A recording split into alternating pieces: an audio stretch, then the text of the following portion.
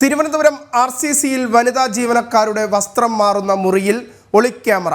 RCC senior lab technician Rajesh KR-നെതിരെ വനിതാ ജീവനക്കാർ പരാതി നൽകി. പെൻ ക്യാമറ വഴി ജീവനക്കാരുടെ ദൃശ്യങ്ങളും സംഭാഷണങ്ങളും പകർത്തി. സംഭവം ഒതുക്കി തീർക്കാൻ ആരോപണ വിധേയരെ സ്ഥലം മാറ്റാതെ നടപടി സ്വീകരിക്കാതെയും RCC ഡയറക്ടർ എന്നാണ് ആക്ഷേപം. വിവരങ്ങളുമായി ലക്ഷ്മി കാർത്തിക ചേരുന്നു. ലക്ഷ്മി, എന്താണ് വിവരങ്ങൾ?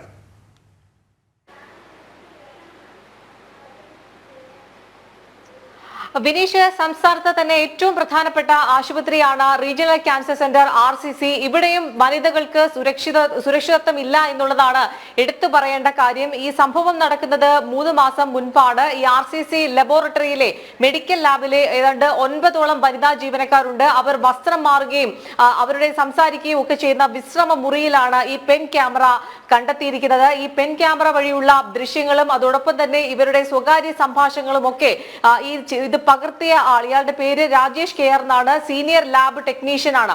ഈ ദൃശ്യങ്ങൾ ഇയാൾ പകർത്തിയതിനു ശേഷം പല വാട്സ്ആപ്പ് ഗ്രൂപ്പുകളിലൂടെ പ്രചരിപ്പിക്കുകയും പല ഉദ്യോഗസ്ഥർക്ക് കൈമാറുകയും ചെയ്തിരുന്നു. ഇതേ തുടർന്ന് ഇവർ പരാതി നൽകിയതിനു ശേഷം ഇയാൾ തന്റെ പരാതിക്കാരോട് തുറന്നു പറയുകയാണ്, ഞാനാണ് ഒളിക്യാമറ വെക്കുകയും ദൃശ്യങ്ങളൊക്കെ പകർത്തുകയും ചെയ്തത് എന്നുള്ളത് ഇയാൾ തന്നെ പറയുകയാണ്. ഇതേ തുടർന്നാണ് ആഭ്യന്തര പരാതി പരിഹാര സെല്ലിനും അതോടൊപ്പം തന്നെ RCC ഡയറക്ടർക്കും ഈ 9 വനിതാ ജീവനക്കാർ പരാതി നൽകുന്നത്. പക്ഷേ അതുമായി ബന്ധപ്പെട്ട് ഇത്രത്തോളം ദിവസമായിട്ടും യാതൊരു നടപടിയും ഉണ്ടായില്ല എന്നുള്ളതാണ്. അതിന് പിന്നാലെയും ഈ സ്ത്രീകളെ അപമാനിക്കുന്ന തരത്തിൽ അശ്ലീലമായ പദങ്ങൾ ഉപയോഗിക്കുക, അതോടൊപ്പം തന്നെ സ്ത്രീത്വത്തെ അപമാനിക്കുന്ന തരത്തിൽ പലതരത്തിൽ സംസാരിക്കുക, ഇത്തരത്തിൽ തുടർച്ചയായ ഇടപെടലുകൾ ഇയാളുടെ ഭാഗത്ത് നിന്ന് ഉണ്ടായി. ഈ RCC ഡയറക്ടർ ഇയാളെ പൂർണ്ണമായി സംരക്ഷിക്കുന്നു എന്നുള്ളതാണ് വനിതാ ജീവനക്കാർ പറയുന്ന ഒരു കാര്യം. ഇത്ര ദിവസങ്ങൾ പിന്നിട്ടിട്ടും ഇയാളെ സീനിയർ ലാബ് ടെക്നീഷ്യൻ ആയിട്ടുള്ള രാജേഷിനെ നിലവിൽ ക്യാഷ് കൗണ്ടറിലേക്ക് മാറ്റുകയും ചെയ്തിട്ടുണ്ട്. അയാളെ സസ്പെൻഡ് ചെയ്യുകയോ അല്ലെങ്കിൽ പോലീസിനെ ഇടപെടുത്തുകയോ ആഭ്യന്തര പരാതി പരിഹാര സെല്ല് കൃത്യമായി നടപടി 3 മാസമായ സംഭവത്തിൽ ഈ RCCയിലെ ജീവനക്കാർ എന്തായിരുന്നാലും പരാതി നൽകിയിട്ടുണ്ട്. ഈ പരാതിയിൽ എന്തുകൊണ്ടാണ് രാജേഷിനെ ഇത്തരത്തിൽ ഡയറക്ടർ സംരക്ഷിക്കുന്നത്?